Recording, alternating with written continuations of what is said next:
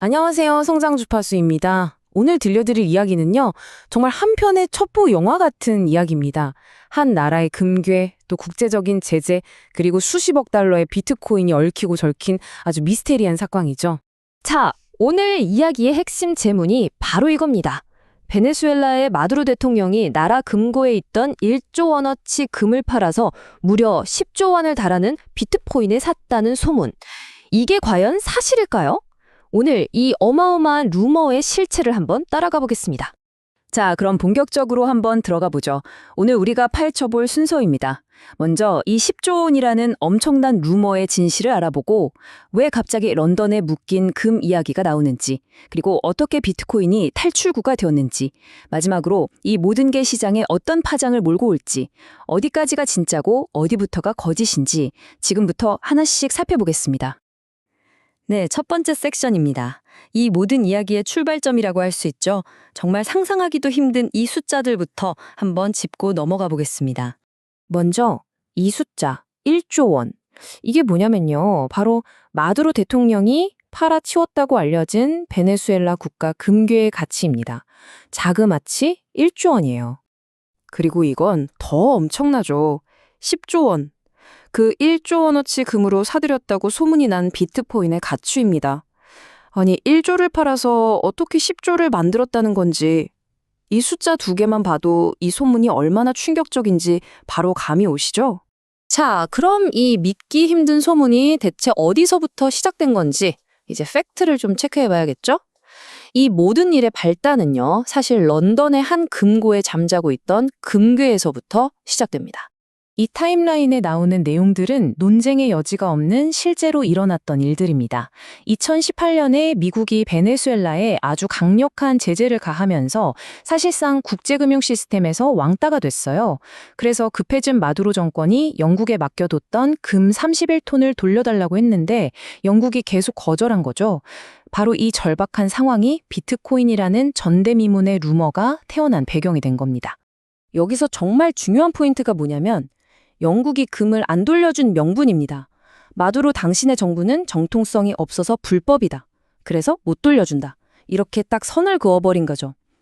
이 정치적인 결정 하나가 마두로 정권을 금융적으로 완전히 고립시켜버렸고 결국 이들이 전통적인 시스템을 벗어나서 다른 방법을 찾게 만드는, 그러니까 비트코인으로 눈을 돌리게 만들었다는 추측의 가장 핵심적인 근거가 되는 겁니다. 자, 금을 런던에 꽁꽁 묶여버렸어요. 그럼 돈이 급한 베네수엘라는 과연 어떻게 소문처럼 암호화폐 제국을 건설했다는 걸까요? 이제부터 그 흔적을 한번 추적해 보겠습니다. 여러 보고서나 블록체인 거래 내역을 분석한 자료에 따르면요, 베네수엘라 정부가 가지고 있을 것으로 추정되는 비트코인의 양이 무려 60만 개에 달한다고 합니다. 60만 개요. 60만 개가 얼마나 엄청난 양인지 감이 잘 안 오실 수도 있는데 이 차트를 보시면 바로 이해가 되실 겁니다. 베네수엘라의 추정 보유량이요, 미국과 영국 정부가 가진 양을 합친 것보다도 훨씬 많아요. 이건 정말 어마어마한 규모입니다. 자, 그럼 어떻게 이런 일이 가능했을까요? 분석가들은 크게 3단계 시나리오를 보고 있습니다. 먼저 1단계. 제재 때문에 공식적으로는 팔 수 없는 금이나 석유를 몰래 팔아요. 그리고 2단계. 여기서 중요한데 대금을 달러로 받으면 바로 걸리니까 추적이 어려운 암호화폐, 그중에서도 달러랑 가치가 연동되는 USDT, 즉 테더로 받는 거죠. 그리고 마지막 3단계에서 이 USDT를 최종적으로 비트코인으로 바꿔서 안전하게 보관했다는 겁니다. 아주 치밀하죠? 그런데 이게 그냥 그럴 것이다 하는 뜬구름 잡는 얘기가 아닙니다. 체인얼리시스라고 블록체인상의 모든 거래를 현미경처럼 들여다보는 전문 분석 회사가 있어요. 이 회사 보고서를 보면 실제로 비트코인 가격이 아주 쌌던 특정 시기에 어마어마한 돈이 베네수엘라와 관련된 전자지갑으로 흘러들어간 정황이 포착됐다고 합니다. 그러니까 나름의 근거가 있는 이야기라는 거죠. 자, 그럼 이 소문이 만약에 사실이라면 이게 대체 우리랑 무슨 상관이 있을까요? 바로 이 지점부터가 정말 중요합니다. 이 사건이 단순한 한 나라의 가십을 넘어서 전 세계 암호화폐 시장 전체를 뒤흔들 수 있는 엄청난 뇌관이 될 수 있기 때문입니다. 상상을 한번 해보죠. 2026년 1월에 마두로 대통령이 체포됐다는 소문이 돌면서 시장에 이런 거대한 질문이 던져졌습니다.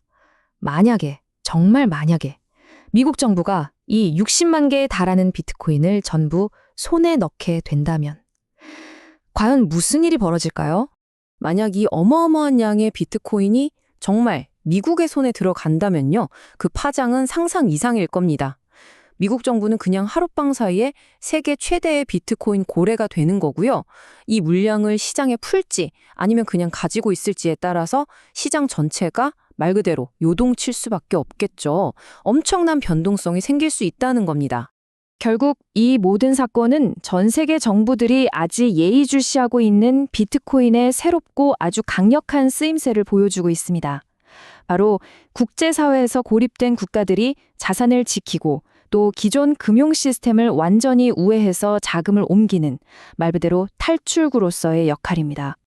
그래서 이 모든 이야기는 결국 우리에게 아주 근본적이고도 복잡한 질문을 던집니다. 과연 비트코인은 금융 시스템에서 억압받고 소외된 이들을 위한 새로운 희망의 생명선일까요? 아니면 독재 정권이 제재를 피하고 연명하는 데 쓰이는 위험한 도구일까요? 정말 쉽게 답을 내릴 수 없는 질문인 것 같습니다.